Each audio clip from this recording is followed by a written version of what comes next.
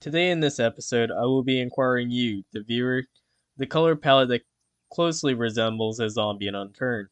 Here is a quick example. Here's a real zombie. Here's me. The only difference is the face. The mouth has a lighter tone compared to the actual zombie, and that's the only difference. So I'm gonna log out here and show you how to become a zombie in Unturned.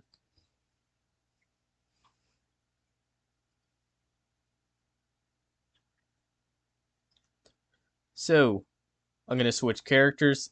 Oh yeah, quick notice is you're going to need to have unturned gold. It costs $5 on Steam. And without further ado, let's get into this. Let's remove all of our cosmetics. And then go to appearance. Make sure you have the zombie face. Remove your hair. And then for skin, the red shade needs to be 97. The green shade needs to be 118. And lastly, but not least, the blue needs to be 93.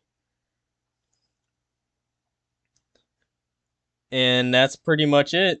This is a short video to educate you the color palette of Zombies and Unturned.